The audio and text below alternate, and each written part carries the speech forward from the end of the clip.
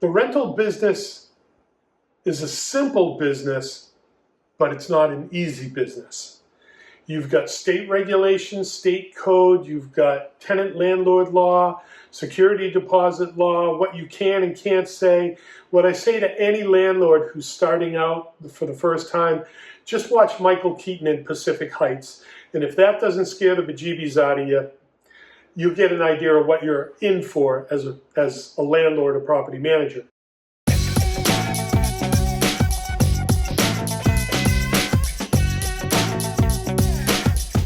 Hey, what's up, all of my real estate peeps? This is Brian Lucier with the Why Not Real Estate Podcast Golden Nugget, where we will take a tip, tactic, or technique and unpack that for you, our listening audience, landlords, entrepreneurs, real estate professionals, that you can use in your tool belt to better increase your operations and performance of your real estate business. Whew. So here we are at our new digs, first yellow podcast being shot from here, and I feel compelled to share this episode here with you. A couple of weeks back, we got a call from a landlord who bought their first rental property the previous Thursday. Now, I'll give you a little bit of a background here. This was a realtor who bought the property. She was looking at the property as an owner-occupied. It was a two-family. She's going to move into one of the units and thought, wow, wouldn't this be a great idea if I could be collecting rent from the other unit to kind of offset the mortgage? All a wonderful strategy, great idea, house hack. Bless this, amen. Great idea. Here's the issue. As soon as you start to collect rent in a rental property, the rental business is a simple business, but it's not an easy business. You've got state regulations, state code, you've got tenant landlord law, security deposit law, what you can and can't say. What I say to any landlord who's starting out for the first time, just watch Michael Keaton in Pacific Heights. And if that doesn't scare the bejeebies out of you, you'll get an idea of what you're in for as a landlord or property manager. So here we are. And before we get started on this episode here, I want to read something here for you. So this is a quote that kind of sets the whole stage here. Sherlock Holmes, I know he's a fictional character, but he's quoted as saying, "The world is full of obvious things which nobody, by any chance, ever notices or observes." So here we are. We've got this realtor of all people who's purchased this property. They're going to move in, owner-occupied, collect rents. Great. However, they didn't buy a property. They've just bought a business. Now, real estate, you'll hear all the time, it's a relationship business. You know, you build your network and all this. There's tons of podcasts and other episodes out there on building your team, your business, and all that. But you're purchasing a business. This is not a property where you're just going to collect rent. It's a business that has rules, regulations, standards, what you can and can't do, what you can and can't say. So now, what kind of business is this? Real estate business? No. Like when you ask Ray Kroc, what does McDonald's business, everyone says they sell hamburgers. Ray Kroc says, no, I'm in the real estate business, because he would buy properties, build buildings, and lease them to the franchises. He made his money off the franchises and leasing the properties. So here we are now in a rental program. What kind of business is this? It's a customer service business. I hear all the time, gee, I don't want to be a landlord. I'm going to get those calls at 2 o'clock in the morning, running toilet, you know, this, that, no hot water. Well, I've never had a toilet call me. I've never had a water heater call me. I've never had a sink call me. It's always been a person. So this is customer service, customer relationships. And customer service is not a department. It's how you conduct your business. So now, here we are. Talking to this brand new landlord, I say this to her. It says, you haven't purchased a property, you've purchased a business. And she says, well, what do you mean? Mic drop. This is a business, because now you've got income and expenses which now mean that your life has just changed. If you've got a computer or a cell phone or whatever, I mean, just to throw out some basic numbers here, 20%, she's going to be living upstairs, right? 20% of her square footage she can deduct as office space to run her real estate. Now, I'm not a CPA. I'm not going to give you tax advice. I don't play one on TV or a sitcom or anything like that. But everybody knows you can take business deductions. So here's the first book I want to share with you. Tax deductions for every landlord, property owner. This is from the NOLO site. I would definitely become familiar with the NOLO site. Repairs, rental losses, Schedule E filings. So my maintenance guy was actually over there talking to her, and I won't drop it on the table next time. My maintenance guy was there talking to her because, you know, right off the bat, we navigated the first 3 days to move out this tenant who wasn't paying rent. And, you know, I have some experience doing this, so I was able to say, hey, text them this, email them this. And she said it was amazing. Within a half hour after they got that text, they were there moving out. And that's another story for another podcast. So we got her to the point where it's a vacant unit. Now she can go in, start doing repairs, maintenance, all this stuff. So Mike, my maintenance guy, says, well, you know you can deduct all this, right? She goes, well, what do you mean?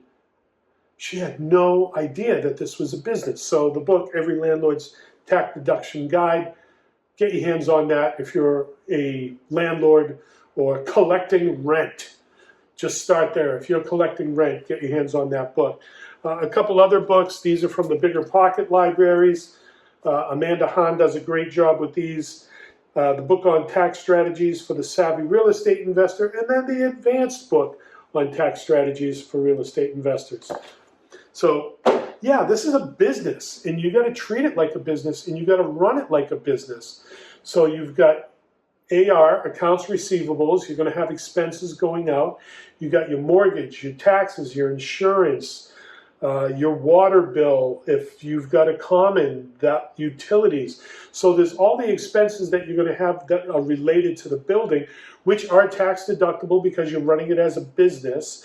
And then you're going to have your home business, which could be in your truck. I don't care. Wherever it is you conduct business. You can take your laptop and go down to Starbucks. I don't care. Wherever it is.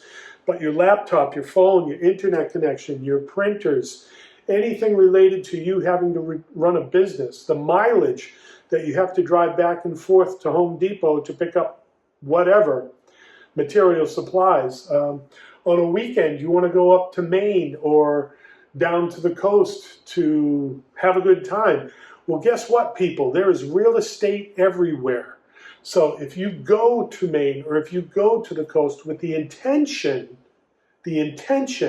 of looking for more real estate property, then legally you could take that as a deduction because now you are in business.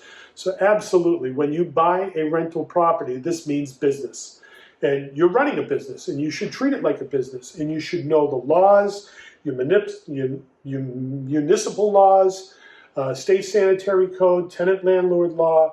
Just get onto Google for the state that you're in, type in tenant landlord law, you'll get all the statutes, you get all that stuff, and write it down, or not write it down, bookmark it and read it and be familiar with it, and go to the NOLO site. You could, I've got a ton of NOLO books over there, being a landlord, and there's a lot of great resources out there, but absolutely you have to treat this as a business, and it's a customer service business.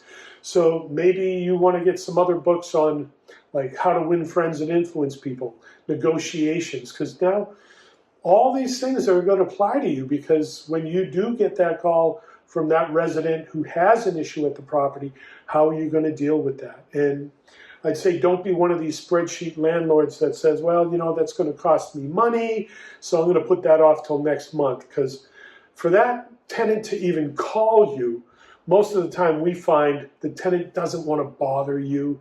And they'll say, well, you know, it's been like this since last Thursday or last Tuesday. And of course, you're going to get the call Friday at 5 p.m. Your demeanor and how you deal with that helps to cement and build that relationship moving forward. So definitely treat it like a business. Learn how to deal with people. And if you don't want to deal with people and that's not your thing, then find a property manager or an agent or someone who can be the go-between to help you manage that side of the business. Now, back to the story of this woman, the realtor who bought this property. My hat is off to her because she didn't know what she didn't know. So she went on Google, found us, Bel Air Property Management, that's our property management company. And she called and said, you know, I think I need some help. I've got a tenant issue and I may need some repairs. What do you do and what's it going to cost me? And there it is, right? There's the beginning of it. So we're going to help her out. She's already been more than grateful. She texts. She's so polite. She texts and says, can I call you? Says, of course you can call me. I want to help you and solve your problems. And she's been saying wonderful things about Mike. I'm going to ask her to put up a Google review for Mike because Mike is a rock star. If you're watching this, Mike, yeah, you're a rock star. And yeah, we're going to do our best to help her navigate this out. We've actually got our property manager, boots on the ground there today. She's going to go in, take the pictures, probably half hour after this recorded episode. We're going to have that property up and listed to get a renter. And then we're going to screen it. She's going to be hands off. We're going to find her a good renter. We're going to manage it. We're going to be legal. We're going to follow the rules.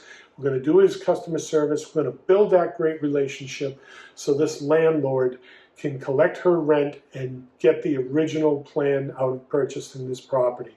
She wanted to buy a property, owner-occupied, that she could live in, where she could collect rent and offset some of the rents, which is a great idea. If I were to add to this one little golden nugget on the end of the golden nugget, I wouldn't have done it with a 2-family, I would have done it with a 4-family. Because with 4 units, you can live in one of the units, 2 will cover the expenses, and the other will give you profit. So I'm on this binger right now, looking for ways to make my companies, different companies, more profitable, and happy to share all that on another episode when I have more to share. So there we are. When you buy a rental property, this means business. So I hope this was helpful for you. Definitely pick up those books, Google, get some more resources to help you be a better, more successful real estate investor, entrepreneur, landlord. Hope that helped. Ladies and gents, my real estate peeps, future landlords, this is Brian Lucier from the Why Not Real Estate Podcast, Golden Nugget, signing off, and we'll see you on the next one.